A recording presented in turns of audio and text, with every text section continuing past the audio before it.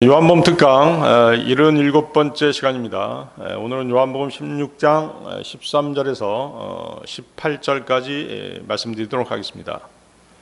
오늘 설교 제목은 잠시 후에는이 되겠습니다. 지난 시간에는 죄에 대해서, 의에 대해서, 심판에 대해서 세상을 책망하시리라는 제목으로 말씀을 드렸습니다. 주님은 먼저 죄에 대해서 책망하십니다. 요한복음 16장 9절 말씀인데요. 죄에 대하여라 하면 그들이 나를 믿지 아니하기 때문이요. 주 예수님은 여러분을 창조하시고 만물을 창조하시고 온 우주를 창조하신 창조주이십니다. 인간은 그분을 거부할 권리가 없는 존재들인 것입니다. 자신의 창조주이신 주 예수 그리스도를 영접하지 않은 것이 가장 큰 죄입니다. 그분을 믿지 않은 그 자체로 정죄받는 것입니다. 두 번째로 주님은 의에 대해서 책망하십니다. 요한복음 16장 10절인데요. 의에 대하여라 하면 내가 나의 아버지께로 가므로 너희가 나를 더 이상 보지 못하기 때문이요. 의가 아닌 것은 부활할 수 없습니다.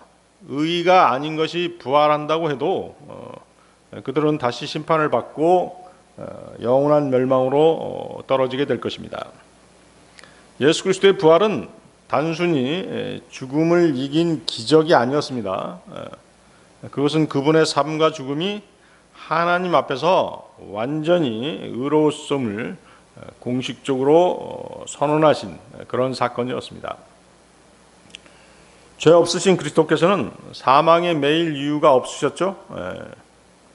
그러게 하나님께서는 그분을 죽음에서 일으키심으로써 그분의 의와 구속 사역을 확실하게 보증하셨던 것입니다. 이 확증은 부활을 통해 그리스도의 의가 믿는 자들에게 전가될 수 있음을 하나님께서 보증하신 것이죠. 그렇기 때문에 우리는 주님이 부활하시고 거룩하신 하나님께로 가신 그 사실로 인해 예수 그리스도께서 참으로 구주이심을 믿게 되는 것입니다. 한번 생각해 보십시오. 하나님께서는 거룩하신 분이세요. 그렇기 때문에 죄인들을 받아들이실 수가 없겠죠? 바로 의인이신 주 예수님을 받아주시고 또 우리들을 그 의를 전가받은 우리들을 받아주시는 이유도 바로 그 의 때문인 것이죠.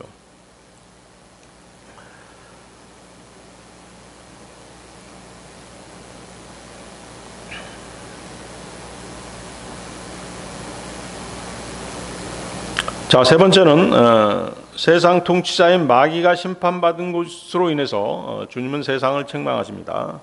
십자가에서 예수님은 사탄의 가장 강력한 무기였던 죄와 사망의 권세를 법적으로 무력화시키셨습니다. 마귀는 죄를 근거로 인간을 고소하는 그런 존재입니다. 하지만 그 죄값이 십자가에서 주님의 피로 완전히 치러졌던 것이죠. 때문에 사탄은 더 이상 정당한 고소권을 가질 수 없게 된 것입니다. 이 세상의 통치자인 세상의 신, 세상의 아비, 세상의 주인, 세상의 지도자가 갈보리 십자가에서 심판을 받았습니다. 이것은 주 예수 그리스도를 영접하지 않는 이 세상 또한 그 통치자와 함께 갈보리에서 심판을 받은 것입니다. 성령께서는 이 세상의 통치자가 심판을 받기 때문에 갈보리 십자가를 가리키시면서 너희 세상도 심판받을 것이라고 강력하게 경고하신 것입니다. 자, 그러면 요한복음 16장 13절로 가겠습니다. 요한복음 16장 13절. 하지만 진리의 영이신 그분께서 오시면 너희를 모든 진리 가운데로 인도하시리라. 이는 그분께서 자신에 관하여 말씀하지 아니하실 것이기 때문이요. 다만 무엇이든지 들으실 것을 친히 말씀하시리라. 그리고 다가올 것들을 너희에게 보이시리라. 자, 진리의 영은 성령님이시죠? 요한복음 14장 26절에서 주님은 그분께서 너희에게 모든 것을 가르치실 것이요 내가 너희에게 말한 것은 무엇이나 모든 것을 기억나게 하시리라고 말씀하셨습니다. 또 요한복음 15장 26절에서는 아버지로부터 나오시는 진리의 영께서 오실 때면 그분께서 나에 관하여 증언하시리라고 말씀하셨습니다. 그런데 13절에서는 진리의 영이신 그분께서 오시면 너희를 모든 진리로 인도하시리라고 말씀하십니다. 성령님께서는 진리를 알고 싶어하는 그리스도인들을 어느 특정한 진리로만 인도하시는 것이 아닙니다. 모든 진리로 인도하신다라고 말씀하시죠. 주 예수님께서는 나는 길이요 진리요 생명이시라고 요한복음 14장 6절에서 말씀하셨습니다. 그리고 요한복음 17장 17절에서는 아버지의 말씀은 진리니다라고 말씀하십니다. 그런데 또 성령님께서는 우리를 모든 진리로 인도하시리라고 말씀하십니다. 그리스도인이 이 말씀들을 믿고 진정으로 진리를 알기 원한다면 그 어떤 진리라도 깨닫게 하실 수 있다는 말씀인 것이죠. 요한복음 16, 그 위에 보십시오. 요한복음 16장 12절. 요한복음 16장 12절 말씀에서처럼 주님께서는 어떤 특별한 진리에 대해서는 계시를 유보하시기도 하십니다. 그 이유가 무엇이죠? 거기 보십시오. 내가 너희에게 말할 것들이 아직 많이 있으나 지금은 너희가 그것들을 감당하지 못하느니라. 우리가 지금 그것을 들어도 이해할 수 없기 때문에 계시해 주시지 않으시는 것이죠. 우리가 어떤 성경 말씀에 대해 주님의 대답을 듣기 바라면 주님께서는 우리의 믿음이 그 말씀을 감당할 수 있는지를 먼저 보시는 것입니다. 감당하기가 너무 버거울 것이라는 그런 판단을 하시게 되면 계시를 유보하시는 것이죠. 그리고 시간이 어느 정도 지난 다음에 우리에게 그것을 가르쳐 주십니다. 경우에 따라서는 그 시간이 10년이 될 수도 있고 20년이 될 수도 있는 대단히 큰 시간이 될 수도 있습니다. 긴 시간이 될 수도 있는 것이죠. 너희를 모든 진리 가운데로 인도하시리라. 여러분이 거듭났다면 항상 진리에 관심을 가져야 됩니다. 모든 것을 하나님의 말씀인 진리를 기준으로 판단해야 되는 것입니다. 무슨 고목나무 앞에다가 정한수 한 그릇 떠놓고 그 비는 그런 어떤 무속신앙이 아니잖아요. 우리의 믿음이. 그렇죠? 그런 막무가내식의 믿음을 주님은 원치 않으시는 것이에요. 주님은 우리 그리스도인들이 진리를 기준으로 믿고 판단하기를 원하시는 것이죠. 그래서 그분은 모든 사람이 구원을 받고 진리의 지식에 이르기를 원하신다고 말씀하시죠. 디모데전서 2장 4절 말씀인데요. 그분께서는 모든 사람을 구원받게 하시기를 원하고 또 진리의 지식에 이르게 하기를 원하시느니라. 자, 성령님께서는 진리의 영으로 그리스도인들 안에 들어와 거하십니다. 이 사실은 주님께서 성경을 읽고 진리를 깨닫는 일뿐만 아니라 직접 진리를 찾아내는 일도 우리에게 맡기신 것입니다. 그래서 우리가 어떤 신앙서적을 읽는다면 과연 그 책이 하나님의 하나님께서 말씀하신 진리에 들어맞는지 정확하게 부합되는지를 우리는 분별해 내야 되는 것입니다. 세상 학문도 마찬가지입니다. 세상의 모든 이론과 사상, 철학 등이 과연 하나님의 말씀을 기준으로 무엇이 잘못되었는지 모두 판단해 낼 수 있어야 된다는 것이죠. 그런 판단을 할 수 있는 능력은 내 능력이 아니죠. 그렇죠?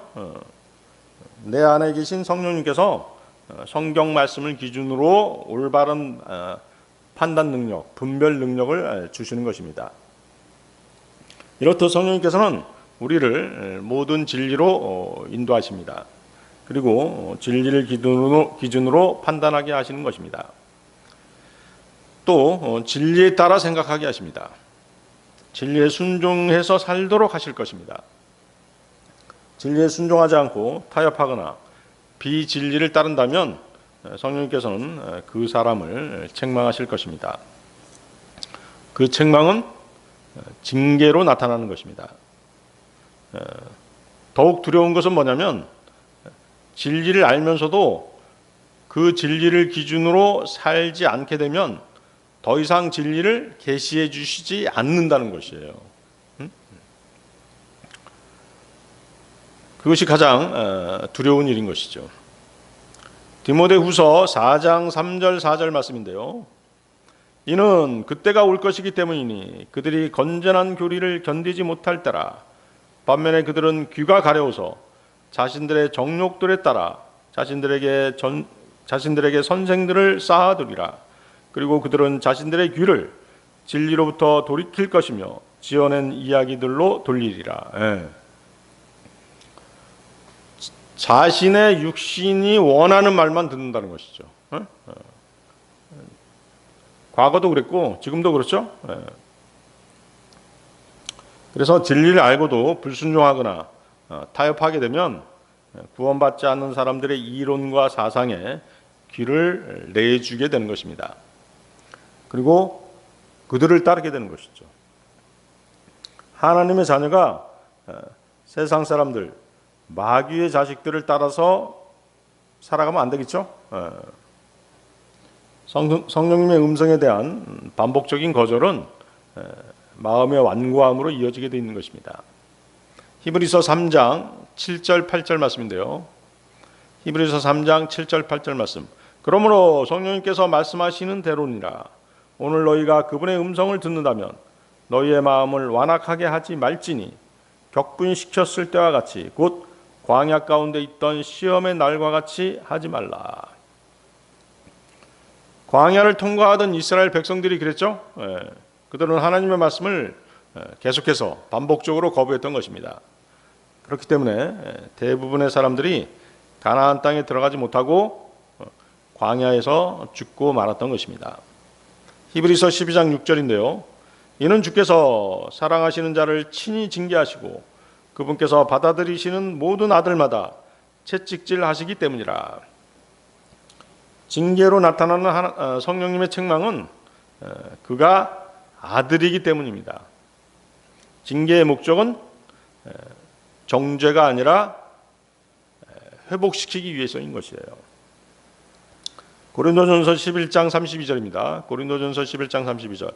그러나 우리가 판단받을 때 우리는 주께 징계받는 것이니 세상과 함께 정죄받지 않으려 함이라. 그래서 주님께서 우리를 심판하시기 전에, 우리를 징계하시기 전에 우리는 어떻게 해야 되죠? 죄를 자백해야 되죠. 우리가 우리 자신을 먼저 판단해야 되는 것이에요. 우리가 우리 자신을 먼저 심판해야 되는 것입니다. 진리를 알면서도 반복적으로 따르지 않을 때 계시가 중단되는 것입니다. 이것이 가장 큰 경고인 것입니다. 성경은 반복적인 불순종을 매우 엄하게 다루십니다. 진리를 순종하려는 의지가 말씀을 깨닫게 하시는 조건인 것이에요. 순종이 멈추면, 진리에 대한 순종이 멈추면 계시도 멈출 수 있음을 여러분들은 두려워해야 되는 것입니다. 마태복음 13장 12절인데요. 이는 누구든지 가진 자에게는 주어질 것이요 그는 더욱 풍요하게 가질 것이기 때문이라. 그러나 누구든지 갖지 않는 자는 그가 가진 것마저도 그에게서 빼앗기리라. 이미 받은 진리에 따라 살지 않으면 깨달음 자체가 거두어질 수 있음을 경고하시는 말씀입니다. 진리에 불순종하는 삶은 성령님을 슬프게 합니다. 반복적인 불순종은 성령님의 조명과 그분의 역사하심을 소멸시킬 수 있습니다. 그래서 에베소서 4장 30절은 하나님의 거룩한 영을 비통하게 하지 말라고 하십니다. 데살로니가전서 5장 19절은 성령을 식게 하지 말라고 말씀하시죠. 그런데 성령님께서 말씀해 주시지 않는 것이 한 가지 있습니다. 무엇이죠? 성령님께서 말씀해 주시지 않은 거. 성령님 자신에 관해서는 말씀하시지 않으시죠? 성령님께서는 그분 자신에 대한 얘기만큼은 절대로 하시지 않으십니다. 성령님께서는 주 예수 그리스도에 대해서만 증거하십니다. 성령님께서는 오직 우리 주 예수 그리스도 그분만을 증거하시기 위해 이 땅에 오신 것입니다. 그래서 성령 충만한 사람의 입에서는 진리 이외에 다른 말이 나오지 않는 것이죠. 그 좋은 본보기 중 한 사람이 바로 바울 사도입니다. 바울 사도는 성령 충만한 사람이었죠. 성령 충만한 사람을 보면 늘 그의 입에 주 예수 그리스도가 떠나지 않는 것입니다. 성령 충만한 사람들은 성령님께서 하시는 말씀만을 입 밖에 내는 사람들입니다. 그래서 그들의 입에서는 주 예수 그리스도 외에는 다른 말이 나오지 않는 것이죠. 이것은 성령님께서 오직 주 예수 그리스도 그분만을 증거하시기 때문입니다. 계속 보십시오.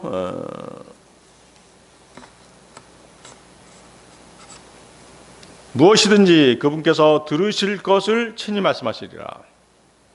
자, 이 점에 있어서는 예수 그리스도께서도 마찬가지셨습니다.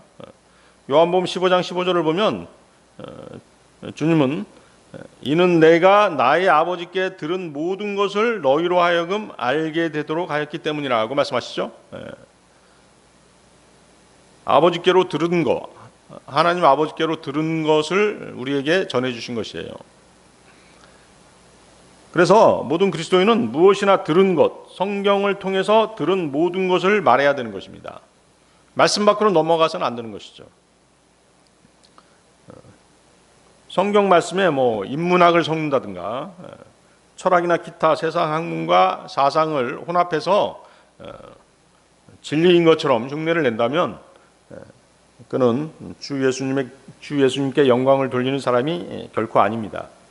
오직 자신이 영광받고 싶어하는 사람인 것이죠. 성경대로 믿는 사람들은 진리의 영이신 성령님께서 가르쳐 주시고 깨닫게 해주신 진리만을 말해야 됩니다. 절대로 자신의 그 사사로운 견해를 함부로 입 밖에 내서는 안 되는 것이죠.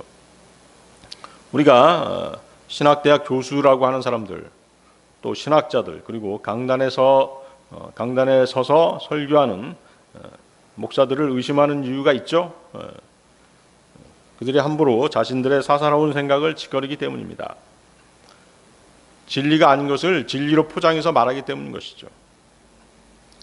그들이 제 아무리 어디 외국에 신학 박사 학위가 있고 히브리어를 공부했고 헬라어에 능통한다고 하더라도 성경이 말씀하고 있지 않은 것을 전파한다면 그 사람은 구원받지 않은 사람인 것입니다. 그들 안에 진리의 영이 거하신다면, 그리고 그 진리의 영께 인도받고 있다면 그 사람은 절대로 진리가 아닌 다른 것을 말하거나 혼합해서 진리로 포장하지는 않을 것입니다. 자, 또 계속 보십시오. 그분께서는 다가올 것들을 너희에게 보이시리라. 우리가 성경 예언들에 관해 공부하는 것은 성령님께서 인도하시는 일입니다. 예수 그리스도께서는 요한복음 14장 26절에서 제자들에게 성령님께서 오시면 내가 너희에게 말한 것은 무엇이나 모든 것을 기억나게 하시리라고 말씀하셨죠. 그리스도께서 과거에 말씀하신 것들을 생각나게 하신다는 그런 말씀입니다. 그런가 하면 요한복음 15장 26절에서는 성령님께서 오시면 나에 관하여 증언하시리라고 말씀하십니다. 예수 그리스도에 관한 현재의 일들을 증거하신다는 말씀입니다.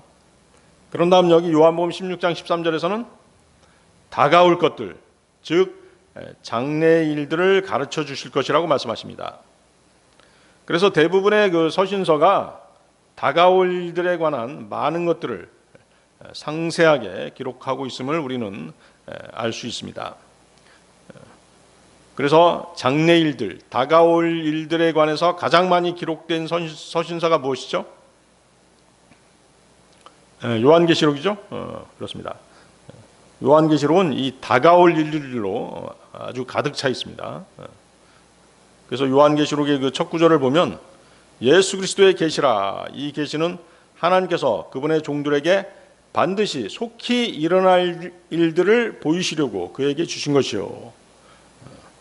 일어날 일들을 보이시려고. 그리고 계시록 1장 4절에서는 예수 그리스도를 현재에도 계시며 과거에도 계셨고 미래에도 오실 분이라고 기술하고 있습니다. 이것은 성령님께서 오셔서 과거, 현재, 미래의 일들을 말씀하시고 생각나게 하시고 알려주시리라는 것입니다. 성령님께서 알려주시는 다가올 것들은 오직 성경을 통해서만 알려주십니다. 그래서 우리는 성경을 읽고 공부하며 그 말씀을 이해할 수 있도록 성령님의 조명을 구해야 되는 것입니다. 자, 요한복음 16장 14절로 가겠습니다. 요한복음 16장 14절. 그분께서 나를 영화롭게 하시리라. 이는 그분께서 내 것으로부터 받으실 것이요 그것을 너희에게 보이실 것이기 때문이라. 본질적으로 성자 하나님과 성령 하나님, 성부 하나님은 동등하십니다. 그분들은 삼위일체로서 한 분이시기 때문입니다. 그런데 질서상으로는 아버지가 아들과 성령님보다 크시죠. 성부께서 성자와 성령을 보내셨죠. 그리고 성자 하나님은 성령 하나님보다 크십니다. 그분이 성령님을 보내시기 때문입니다. 따라서 성령님은 그분을 임명하시고 보내신 아들 하나님께 충실하신 것입니다. 성령님께서는 주 예수 그리스도를 영화롭게 하시는 것이 그분께 위임된 가장 중요한 사명이었습니다. 성령님께서는 어떤 방식으로든 그분을 영화롭게 하실 목적으로 이 땅에 오신 것입니다. 거기 보십시오. 그분께서 내 것을 받아서 너희에게 알려주신다라고 말씀하시죠. 바로 성령님께서 예수님을 증거하시는 방식입니다.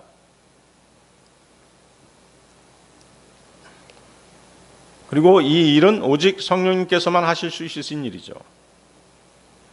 성령님만이 하나님께서 예비하신 모든 것과 주 예수 그리스도에 관한 지식을 가장 정확하게 알고 계십니다.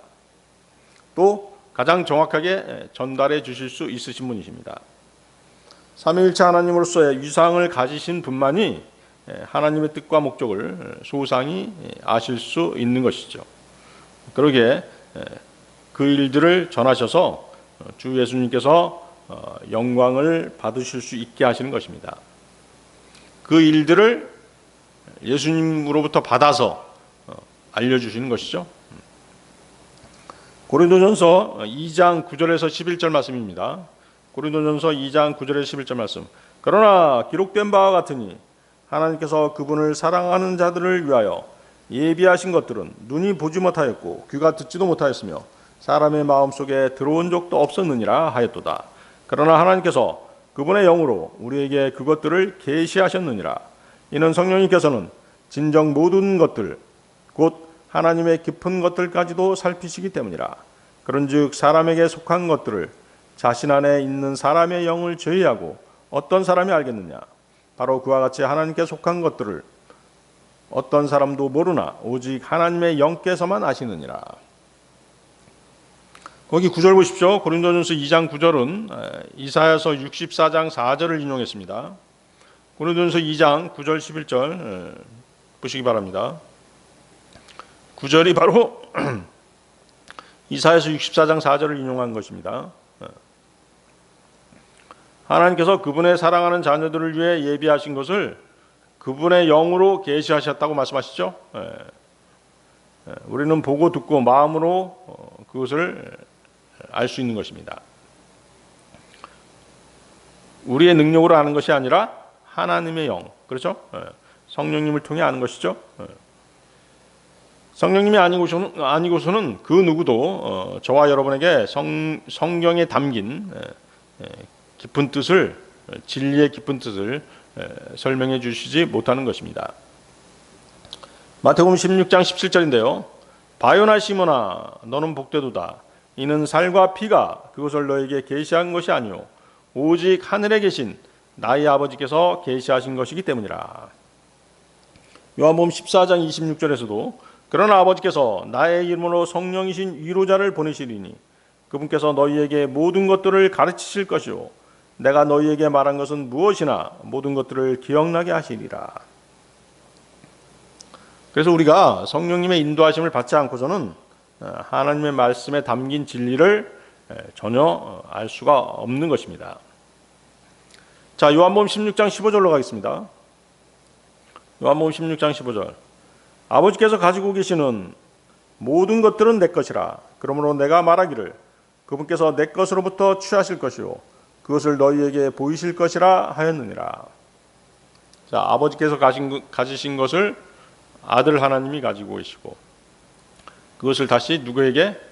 성령 하나님께 전해주시는 것이죠. 거기 보십시오. 아버지께서 가지고 계시는 모든 것은 내 것이라. 주님께서는 요한복음 17장 10절에서도 그리고 저의 것이 모두 당신의 것이오며 당신 것이 저의 것이니이다. 그런즉 제가 그들에게 영화롭게 되었나이다 라고 기도하십니다. 하나님 아버지께서는 모든 것을 아들에게 주심으로써 언제나 아들을 통해서만 자신을 나타내십니다. 아들께서는 성도들 가운데서 영화롭게 되심으로써 그 영광을 다시 아버지께 돌려드리는 거예요. 그리고 아들 하나님께서 성도들 안에서 영화롭게 되시는 일은 누구를 통해서? 성령님을 통해서 이루어지는 일인 것입니다. 거기 요한복음 16장 14절 다시 보십시오. 요한복음 16장 14절 그분께서 나를 영화롭게 하시리라. 자, 요한복음 16장 15절 다시 보십시오. 그러므로 내가 말하기를 그분께서 내 것으로부터 취하실 것이요 그것을 너희에게 보이실 것이라 하셨느니라. 아버지 것이 아들의 것이고 아들의 것이 아버지의 것일 수밖에 없는 것은 삼위일체 하나님의 특성이죠. 하나님의 깊은 것들까지도 통찰하시는 성령님께서는 하나님의 일을 소상히 알고 계십니다. 그러기에 그것을 우리에게 말씀해 주실 수 있으신 것이죠. 그런데 그 하나님의 일이란 곧 아들이신 주 예수 그리스도의 일인 것이에요. 거기 보십시오. 아버지께서 가지고 계시는 모든 것은 내 것이라. 성령님께서는 주님의 것으로부터 주님으로부터 주님의 것을 받아서 우리에게 알려주시는 것이에요. 자, 요한복음 16장 16절로 가겠습니다. 요한복음 16장 16절. 잠시 후에는 너희가 나를 보지 못하리라. 그리고 또다시 잠시 후에는 너희가 나를 보리라. 이는 내가 아버지께로 가기 때문이라. 자, 주님께서는 앞서서 요한복음 7장 33절 또 요한복음 13장 33절에서 같은 말씀을 하셨습니다. 요한복음 7장 33절인데요. 그때 예수님께서 그들에게 이같이 말씀하셨느니라. 나는 앞으로 잠시 동안은 너희와 함께 있다가 그 뒤에 나를 보내신 분께로 가노라. 요한복음 13장 33절 어린 자녀들아 앞으로 잠시 동안은 내가 너희와 함께 있노라. 너희는 나를 찾을 것이라. 그리고 내가 유대인들에게 말하였듯이 너희는 내가 가는 곳으로 올 수 없느니라. 이제 나는 너희에게 그와 같이 말하노라.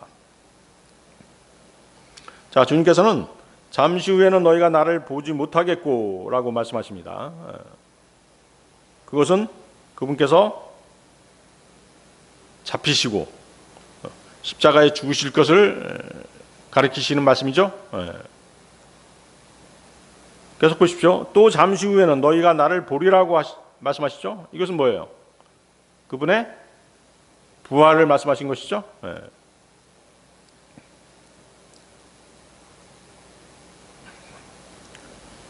자, 그런데 이제 이 구절을 자세히 보면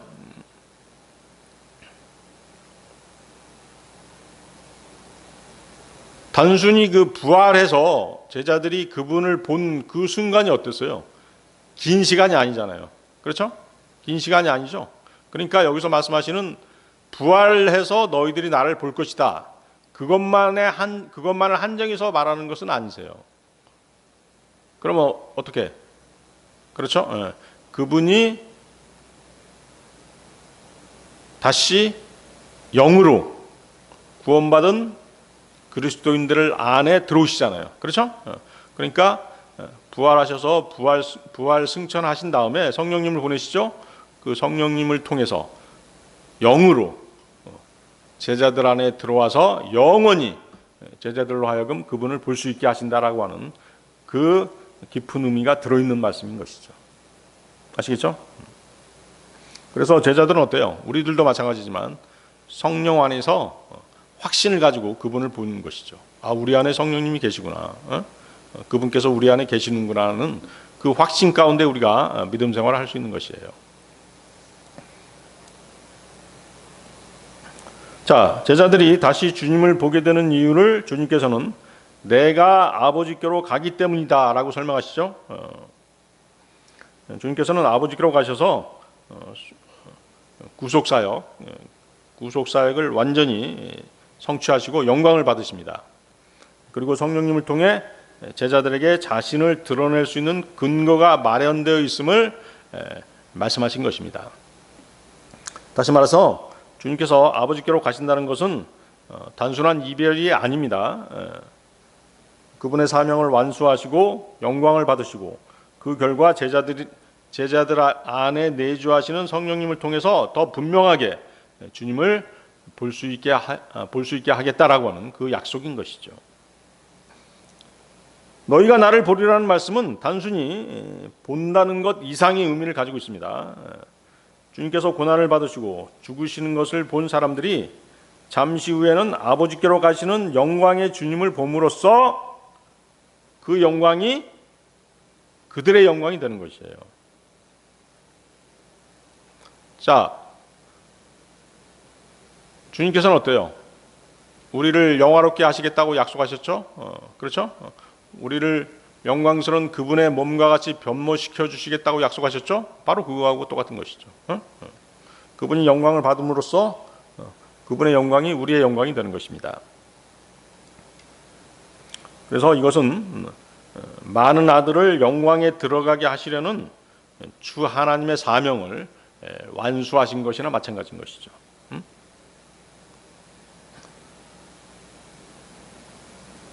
히브리서 2장 10절에서 그 말씀하셨죠. 히브리서 2장 10절에서 말한 것처럼 많은 아들을 영광으로 인도하시기 위해서 구원의 주께서 우리의 구원의 대장께서 고난을 통해 온전케 되셨다는 사실이 실제로 성취되셨음을 우리는 히브리서 2장 10절을 통해서 아는 것이에요.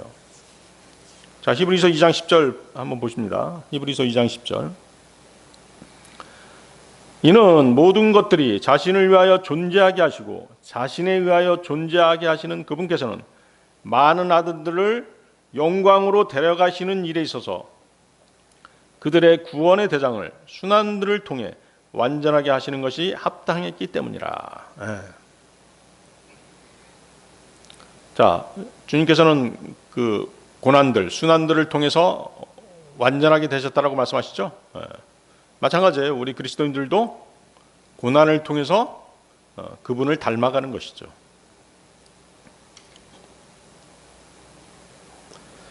자, 또한 주님께서는 영광과 존귀로 관을 쓰시고 아버지께로 가셨다라고 하는 것은 아버지께서 그분의 사역을 완전히 받아들이셨다는 증거인 것입니다.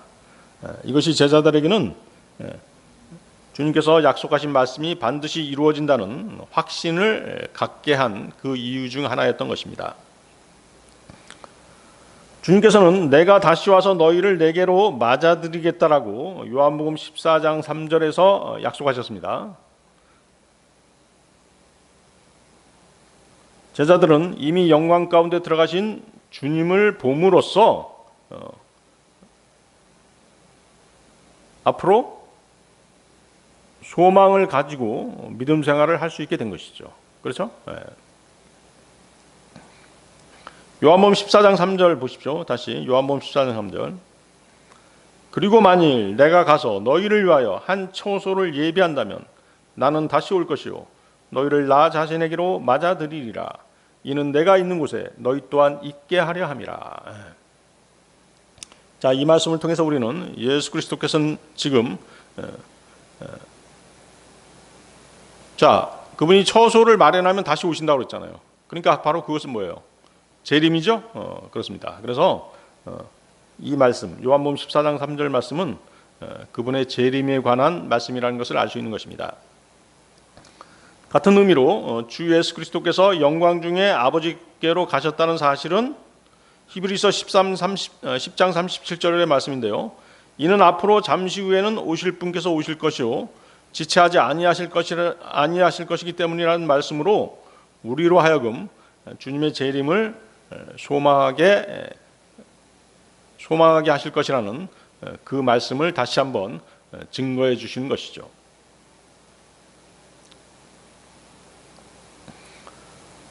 자, 그분께서 십자가에 처형되신 후에 다시 일으켜지지 않으셨다면, 그리고 부활하신 그분을 볼 것이라는 예언이 성취되지 않았다면, 또 그분께서 영광 중에 아버지께로 가시지 않으셨다면 우리의 믿음은 어떻겠어요? 우리의 믿음은 헛된 믿음이 될 것이죠. 그리고 우리는 여전히 죄들 가운데 있게 될 것입니다. 부활이 없는 믿음은 헛된 믿음이죠. 우리가 만일 주님 오시기 전에 죽고 그분이 오셔서 우리를 부활시켜 주시지 않는다면 우리의 믿음은 뭐예요? 헛된 믿음인 것이죠? 네, 그렇습니다. 고린도전서 15장 17절에서 19절 말씀입니다. 고린도전서 15장 17, 19절. 그리고 만일 그리스도께서 일으켜 주신 것이 아니라면 너희의 믿음은 헛되니 너희는 여전히 죄들 가운데 있는 것이라. 그렇다면 그리스도 안에서 잠든 자들 또한 멸망한 것이라. 만일 그리스도 안에서 우리가 소망하는 것이 오로지 이 생뿐이라면 우리는 모든 사람들 가운데 가장 비참한 자들이라. 바로 그렇기 때문에 주님께서 잠시 후에는 너희가 나를 보리라. 이는 내가 아버지께로 가기 때문이라고 말씀하신 것은 그분의 재림에 대한 소망을 갖게 하는 말씀으로 우리는 받아들여야 하는 것입니다. 자, 요한복음 16장 17절로 가겠습니다. 요한복음 16장 17절. 그때 그분의 제자들 중 일부가 그분께서 우리에게 잠시 후에는 너희가 나를 보지 못하리라. 그리고 또다시 잠시 후에는 너희가 나를 보리라 하시며 이는 내가 아버지께로 가기 때문이라고 말씀하신 이것이 무엇인가? 라고 자기들끼리 말하였더라. 자, 주님께서 말씀하신 내용을 이해하기에는 제자들의 영적 능력은 아직 많이 부족했습니다. 그나마 예수님께서 이렇듯 자세하게 그 말씀의 뜻을 풀어서 얘기해 주시지 않으셨다면 그 말씀들을 전혀 감당할 수 없었을 것입니다. 제자들은 잠시 후에는 너희가 나를 보지 못하리라. 그리고 또다시 잠시 후에는 너희가 나를 보리라고 하시며 이는 내가 아버지께로 가기 때문이라는 주님의 말씀에서 주님의 십자가 죽음을 전혀 생각하지 못하고 있는 것입니다. 그렇기 때문에 주님의 죽으심, 그리고 주님의 부활, 그리고 성령님께서 그들 안에 내주하시는 것을 연결지어서 생각하지 못하고 있는 것이죠. 이해하시겠어요? 그분이 떠나신다는 거, 잠시 후에는 내가 아버지께로 가기 때문이다. 또 잠시 후에는 너희가 나를 보지 못하리라고 하신 그 말씀은 바로 뭐예요? 십자가 죽음, 부활, 그리고 성령님의 내주하심, 이 세 가지가 연결돼서 정립이 돼야 되잖아요. 그렇죠? 그 말씀을 하신 것이에요. 제자들이 이 사실을 깨닫지 못한 이유가 뭐겠어요? 예수님의 가르침이 불분명해서가 아니죠. 성령님의 내적 조명이 없기 때문에 깨닫지 못하고 있는 것이에요. 성령님이 오셔야지만이 그때 깨닫게 되는 것이죠. 자, 이제 뭐예요? 2시간도 안 남았죠? 2시간도 못 돼서 주님은 이제 겟세마네 동산에서 붙잡히시게 됩니다. 그리고 이제 그때부터 제자들은 그들의 스승을 보지 못하게 되는 것이죠. 베드로와 요한도 주님을 잠시만 조금 더 보았을 뿐이에요. 나머지 제자들은 어떻게 했어요? 모두 뿔뿔이 흩어져 도망갔죠? 그들은 믿음을 잃어버렸던 것입니다.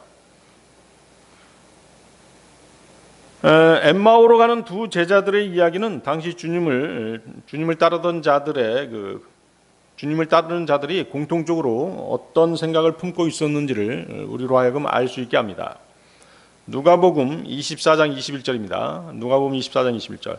그러나 우리는 그분이 이스라엘을 구속하여야 할 분이셨다고 신뢰하였나이다. 예.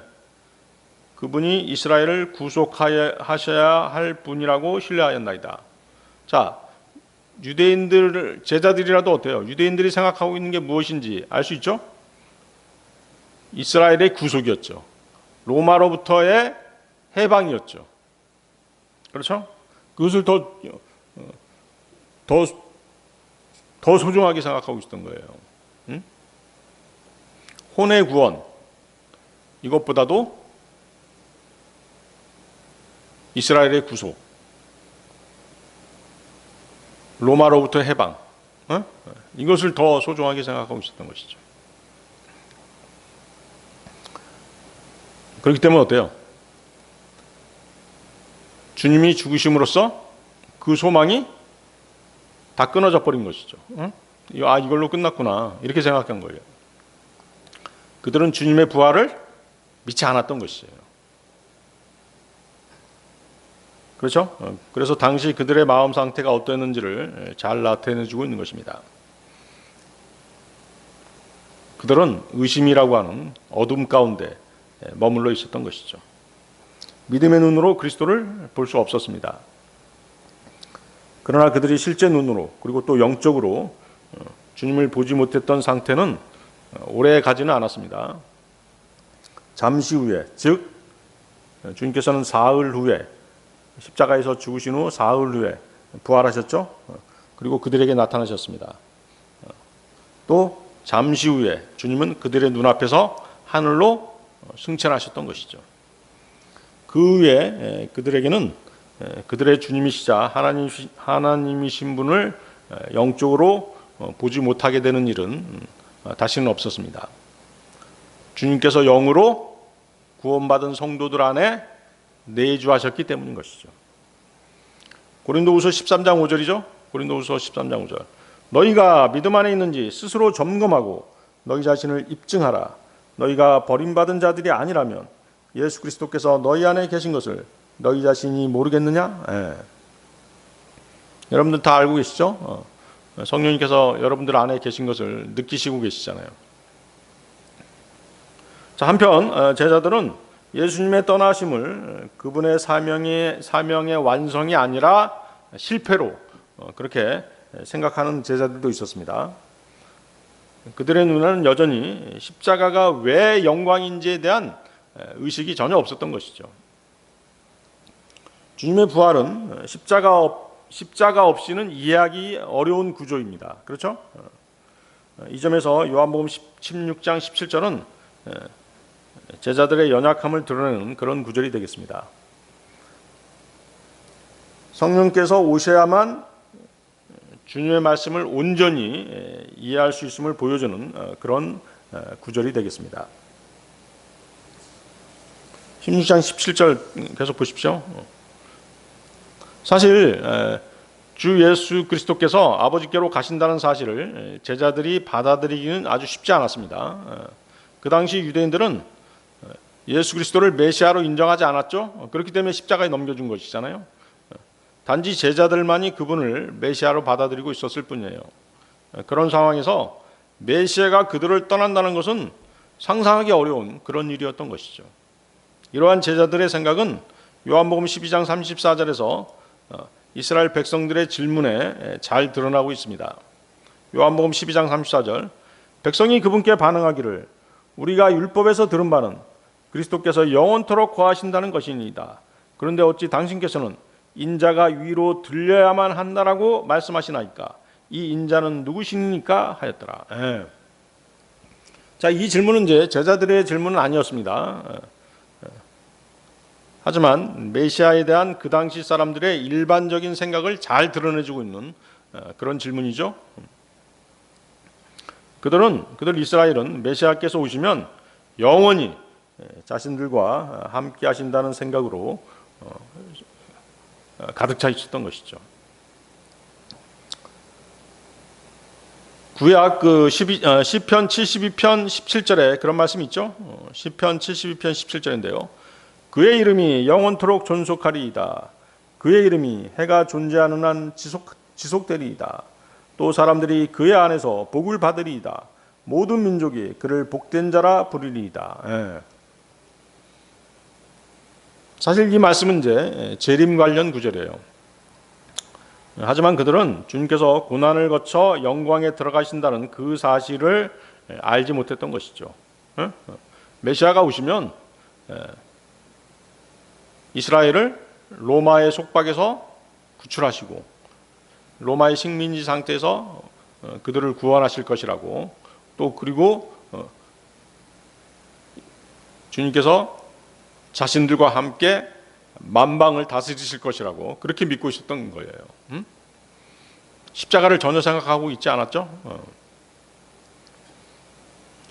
그래서 십자가 죽음, 부활, 승천, 주님의 승천, 성령 강림, 재림으로 이어지는 성경 전체의 구속사를 전혀 생각할 수 없었던 것입니다. 이러한 내용은 마찬가지로 어때요? 성령님께서 오셔서 그들에게 조명해 주셔야지만이 알 수 있었던 그런 내용이었던 것입니다. 자, 주님께서 아버지께로 가신다는 사실은 그분의 자녀들에게 누구를? 성령님을 보내주신다는 약속의 보증이었죠. 약속의 보증이었어요. 또한 자녀들은 성령님으로 말미암아 영적인 눈으로 그분을 볼 수 있게 되는 것이죠. 그렇죠? 성령님이 오셔야지만이 그렇게 되는 것이잖아요. 히브리서 2장 9절입니다. 히브리서 2장 9절. 그러나 우리가 예수님을 보나니 그분께서는 죽음의 순환을 당하시려고 천사들보다 조금 낮게 되셨고 영광과 존귀로 왕관을 받으셨으니 하나님의 은혜로 그분께서 각 사람 모두를 위하여 죽음을 맛보려 하심이라. 예. 주님께서 영광을 받으셔야 그분 자신을 우리에게 영적으로 나타내실 수 있으신 것이에요. 요한복음 14장 23절입니다.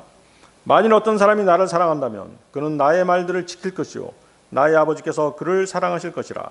그리고 우리는 그에게로 와서 우리가 거하는 곳이 그와 함께 있게 하리라. 자, 우리가 거하는 곳, 우리의 거처를 그와 함께 하실 것이라는 것이죠. 그렇죠?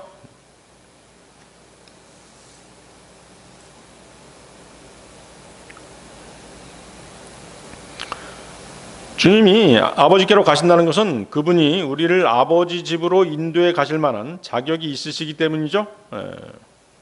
주님은 죽음에 이르기까지 하나님 아버지께 순종하심으로써 영광을 받으셨고 하나님 아버지께 인정받으셨던 것이죠. 자, 요한복음 16장 18절로 가겠습니다. 요한복음 16장 18절. 그러므로 그들이 말하기를 그분께서 말씀하시는 이 잠시는 무엇인가? 우리는 그분께서 말씀하시는 것을 분간할 수 없도다 하였더라. 예. 자, 제자들은 이 잠시 후에라는 이 주님의 말씀에 담긴 그 시간의 어떤 촉박함을 이해하지 못했습니다. 요한복음 16장 16절에서 19절에서 보면 잠시 후에라는 단어가 7번이나 이렇게 반복되고 있어요. 이렇게 그 잠시 후에라는 말을 반복하신 이유는 주님의 떠나심과 부활의 시간이 긴박하게 전개되고 있음을 제자들에게 알게 하시고자 하신 그런 이유에서였습니다. 자, 제자들은 주님이 떠나신다는 말을 듣고 매우 슬퍼하고 있었죠. 그러나 주님의 말씀 안에는 십자가의 죽음으로 인한 슬픔 말고도 주님의 부활과 성령 강림으로 인한 깊은 소식이 함께 들어있었던 것이에요. 제자들은 그 사실을 모르고 있었잖아요. 또 그 말씀 안에는 멀게는 그 주님의 재림 때 완성될 영원한 기쁨도 함께 드러나고 있었던 것이죠. 자, 이 사실은 요한복음 16장 21절을 통해서 분명하게 알 수 있습니다. 그 밑에 보세요. 요한복음 16장 21절. 여자가 산고를 치렀다면 그녀에게 슬픔이 있으니 그녀의 시각이 이르렀기 때문이라. 그러나 그녀가 아이를 해산하게 되자마자 그녀는 더 이상 그 극심한 고통을 기억하지 아니하니 사람이 세상 속에 태어난 기쁨 때문이라. 자, 이 비유의 직접적 의미는 분명하죠. 자, 해산의 고통은 뭘 말하는 거예요? 해산의 고통, 십자가 사건이죠. 해산의 고통은 십자가 사건이고,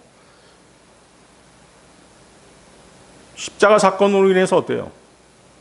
예수님이 죽으셨기 때문에 제자들은 슬퍼할 수밖에 없었잖아요. 그렇죠? 그게 해산의 고통이에요. 그러면 여기서 출산의 기쁨은 주님의 부활하신 것이죠. 그렇죠? 주님의 부활하심으로써 슬픔에 잠겨있던 제자들은 어때요? 다시 기뻐할 수 있게 됐잖아요.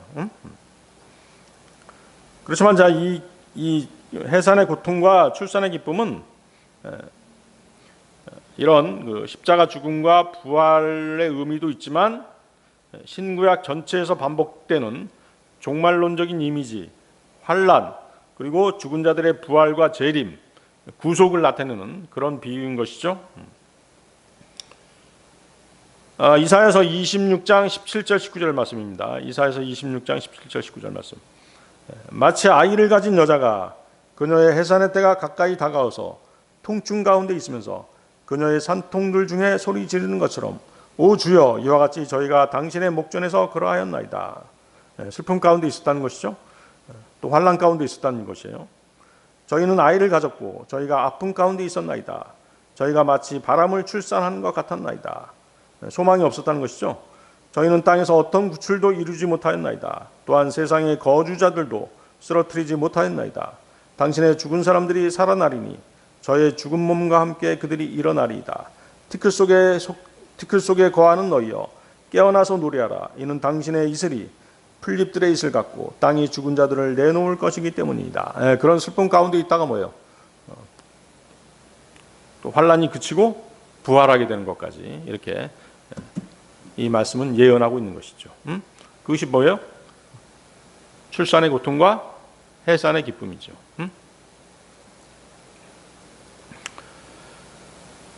같은 말씀이 이제 로마서 8장 22절에도 있습니다. 이는 창조 세계 전체가 지금까지 고통으로 함께 신음하며 산고를 치르고 있음을 우리가 알기 때문이라. 그렇죠? 자, 우리가 어때요? 우리 교회 지금 교회 시대에 있지만 고난을 당하고 있죠? 고난을 당하고 있는 것이에요. 사실 고난이 없는 교회, 고난이 없는 그리스도인은 참 교회, 참 그리스도인이라고 할 수 없는 것이죠. 그런 그 해산의 고통이 있지만 나중에 어때요? 출산의 기쁨을 맞이하게 될 수 있는 것이죠. 맞이하게 되는 것이죠.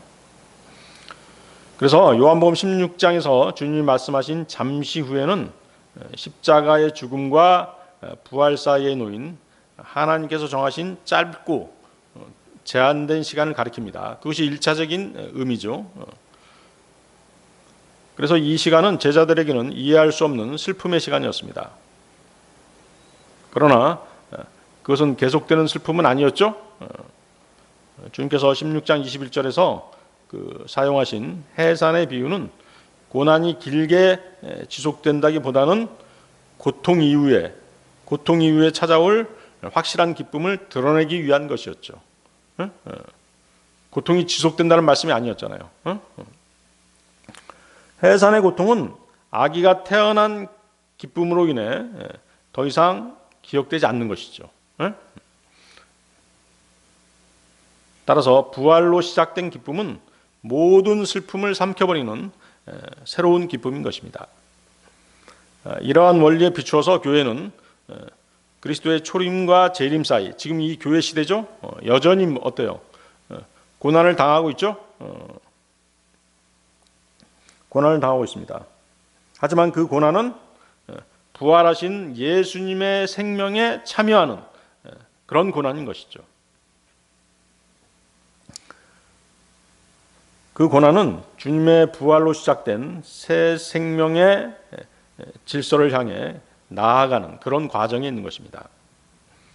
주님의 재림은 이 고난에서 벗어나 완전한 기쁨에 이르는 그런 순간이 될 것입니다. 그때 성도들은 그 이전의 모든 환난을 더 이상 기억하지 않게 될 것입니다. 이처럼 잠시 후에라는 이 말씀은 하나님께 정하신 고난의 한계와 그 끝에 놓인 부활과 영광의 기쁨을 동시에 선언하는 그런 말씀인 것입니다. 네, 오늘 여기까지 하겠습니다.